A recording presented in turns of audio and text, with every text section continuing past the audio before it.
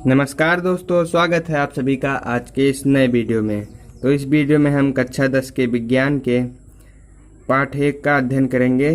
तो पाठ 1 का नाम है रासायनिक अपक्रियाएं एवं समीकरण। तो सबसे पहले हम जानते हैं रासायनिक अपक्रियाएं होती क्या हैं। तो जब एक या एक से अधिक प्रकार के पदार्थ मिलकर एक या एक से अधिक नए गुणधर्म वाले पदार्थ का निर्माण करते हैं तो उसे हम रासायनिक अपक्रिया कहते हैं। जैसे यहाँ पर उदाहरण है कि हाइड्रोजन और ऑक्सीजन मिलकर जल का निर्माण करते हैं।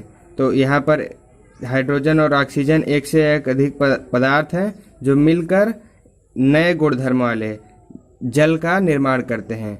यहाँ पर हाइड्रोजन और ऑक्सीजन का जो गुणधर्म है ये अत्यधिक ज्वलनशील गैसें हैं जो आग को बढ़ा देती हैं, लेकिन जल का जो गुणधर्म है आग को बुझाने का है, इसके विपरीत। तो इनका गुणधर्म जल का जो उत्पाद का गुणधर्म है वो इन दोनों से अलग होता है। किसी भी रासायनिक अपक्रिया को भौतिक विधियों से उलट नहीं किया जा सकता। मतलब कि जैसे रासायनिक अपक्रिया हाइड्रोजन और ऑक्सीजन मिलकर जल का निर्माण करते हैं, तो ये जो जल आया है इस जल को हम भौतिक विधियों द्वारा हाइड्रोजन और ऑक्सीजन में पुनः नहीं बदल सकते हैं। जैसे कुछ विधियां हैं भौतिक विधियां, वाष्पीकरण, ऊर्ध्वपातन, आसवन, अपकेंद्रीकरण, इन सब विधियों से हम जल को उलट नहीं सकते हैं। मतलब कि हाइड्रोजन और ऑक्सीजन में नहीं बदल सकते हैं। रासायनिक अपक्रिया में पदार्थों में कौन कौन से परिवर्तन होते हैं। तो इसमें परिवर्तन अवस्था में परिवर्तन हो जाता है। जैसे आप यहाँ पर देखिए हाइड्रोजन जो है गैस है, ऑक्सीजन भी गैस है, लेकिन जो उत्पाद बना है जल वो है लिक्विड यानी कि द्रव। तो गैस गैस मिलकर यहाँ पर द्रव का निर्माण किया है, तो यहाँ पर इनकी अवस्था में परिवर्तन हो गया है। और दूसरा है रंग में परिवर्तन। रंग में भी अपक्रिया में परिवर्तन हो जाता है। और तापमान में परिवर्तन, जब अपक्रिया होती है तो उनमें तापमान में भी परिवर्तन हो सकता है। तापमान बढ़ सकता है या फिर घट सकता है। और चौथा है गैस का उत्सर्जन।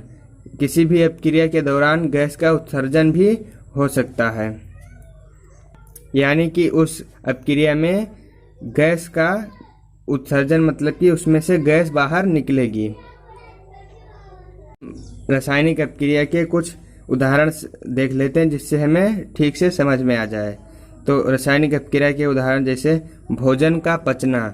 जो हम भोजन कोई भी खाते हैं वो पेट में जो पचता है वह एक रासायनिक अपक्रिया है। और श्वसन, जब हम सांस लेते हैं ऑक्सीजन को ग्रहण करते हैं और CO2 को बाहर निकालते हैं, ये भी एक रासायनिक अपक्रिया है। लोहे पर जंग लगना, ये भी एक रासायनिक अपक्रिया है। और दूध से दही का बनना, ये भी एक रासायनिक अपक्रिया है। अब हम जानेंगे कि अभिकारक और उत्पाद क्या होते हैं। किसी भी रासायनिक अपक्रिया के दौरान जो पदार्थ अपक्रिया में भाग लेते हैं उन्हें हम अभिकारक कहते हैं। यहाँ पर मैग्नीशियम और ऑक्सीजन जो है अभिकारक हैं। और जो अपक्रिया के फलस्वरूप जो हमें प्राप्त होता है, नया पदार्थ जो प्राप्त होता है, उसे उत्पाद कहते हैं। अब हम जानेंगे रासायनिक समीकरण। रासायनिक समीकरण क्या होता है। तो किसी भी रासायनिक अपक्रिया को उनके प्रतीकों और सूत्रों में व्यक्त करना रासायनिक समीकरण कहलाता है। जैसे कोई रासायनिक अपक्रिया हुई और उसको उसके प्रतीक और सूत्र में व्यक्त कर दो, वही रासायनिक समीकरण है। तो जैसे यहाँ पर अपक्रिया लिखी है, मैग्नीशियम रिबन का वायु यानी कि ऑक्सीजन में दहन कर मैग्नीशियम ऑक्साइड का बनाना। अब इसको हम इसके प्रतीक यानी सूत्र में लिख देंगे। तो मैग्नीशियम, यहाँ पर सबसे पहले हमें पता करना होगा कि अपकारक क्या है और उत्पाद क्या है। तो अपकारक को इधर लिखेंगे और उत्पाद को इधर लिखेंगे, तीर के उस पार।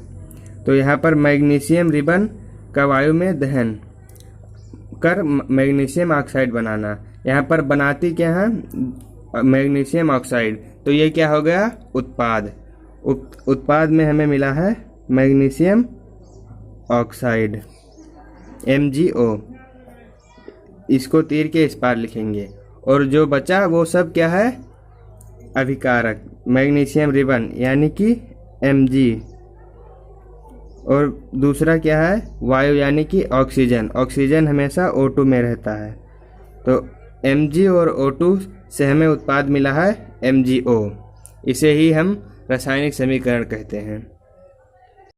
रासायनिक समीकरण दो प्रकार के होते हैं। पहला है ढांचा समीकरण। तो ढांचा समीकरण वह होता है जिसमें डायरेक्ट उसको लिख दे, अपक्रिया को उसको संतुलित ना करें।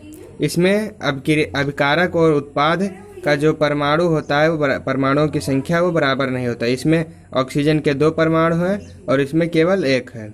इसमें मैग्नीशियम का 1 है, इसमें भी 1 है। ये संतुलित नहीं है, तो इसे हम ढांचा समीकरण कहेंगे, जो संतुलित नहीं है। और संतुलित समीकरण क्या होता है? इस समीकरण में अभिकारक और उत्पाद के परमाणु बराबर होते हैं, जिससे इसमें 2 Mg है और इधर भी 2 Mg है, और Cl2 इधर क्लोरीन जो है 2 है, इधर भी 2 क्लोरीन है, आगे 2 से गुणा है मतलब कि 2 क्लोरीन है। और इसमें Zn प्लस Cl2 में Zn इधर 1 है और इधर भी 1 है, जिंक का परमाणु, और Cl2 का इधर क्लोरीन का 2 परमाणु है, इधर भी 2 परमाणु है। इसीलिए ये संतुलित समीकरण, क्योंकि इसमें अभिकारक और उत्पाद दोनों के परमाणुओं की संख्या बराबर है। रासायनिक समीकरण को संतुलित करना। अब हम सीखेंगे कि किसी भी रासायनिक समीकरण को संतुलित कैसे करें। तो संतुलित करने के लिए अभिकारक जो इधर है तीर के इस पार, इसके परमाणुओं की संख्या और उत्पाद इसके परमाणुओं की संख्या बराबर होनी चाहिए, तो हम उसे रासायनिक समीकरण कहेंगे। तो इसमें इधर Fe कितना है 1 और इधर कितना है 3। तो इधर पहले हम लिख लेंगे कौन कौन से तत्व हैं।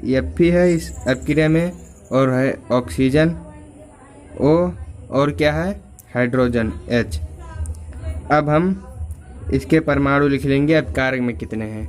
Fe का है 1 और ऑक्सीजन का कितना है 1 अभिकारक में, और अभिकारक में हाइड्रोजन कितने हैं परमाणु 2, और उत्पाद में Fe कितना है 3 परमाणु, और ऑक्सीजन के परमाणु कितने हैं 4, और हाइड्रोजन है 2।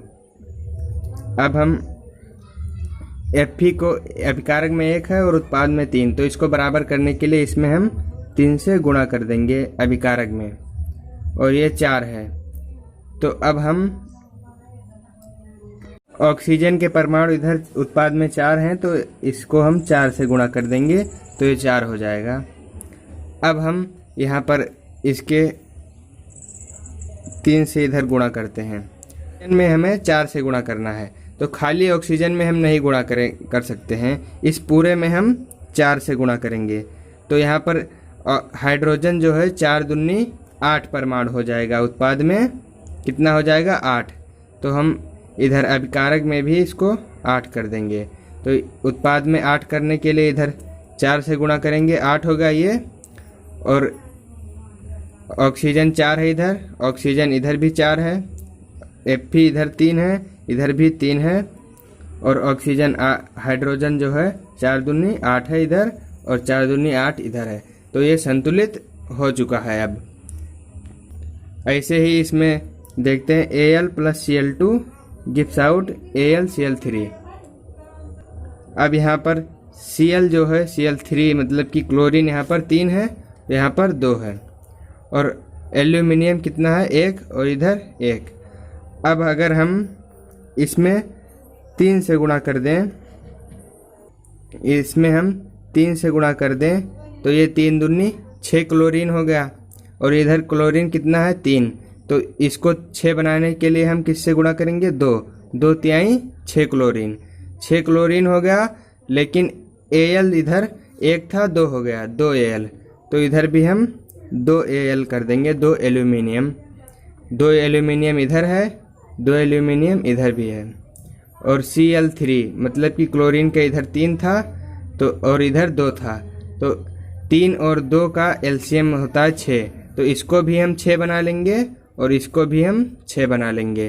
तो इसमें 3 से गुणा कर दिया और इसमें 2 से गुणा कर देंगे, तो 3 दूनी 6, इधर भी 6 क्लोरीन इधर भी, और 2 Al इधर भी है, 2 Al इधर भी है। अब असंतुलित समीकरण ये लिखा है, अब इसको हम संतुलित करेंगे। तो ये वाला आप होमवर्क में लिख लीजिए और इसको हम करके बता दे रहे हैं। तो इसमें जेनॉन जो है एक परमाणु है और इधर भी जेनॉन अभिकारक में एक है और उत्पाद में भी एक है, लेकिन जो फ्लोरीन है इधर 2 परमाणु है और इधर फ्लोरीन का 6 परमाणु है। तो 2 है, अब 2 को 6 बनाने के लिए क्या करेंगे, हम 3 से गुणा कर देंगे, 2 तिहाई 6 होता है। तो अब ये फ्लोरीन का 6 परमाणु अभिकारक में भी हो गया और उत्पाद में भी। ऐसे ही ये संतुलित हो चुका है।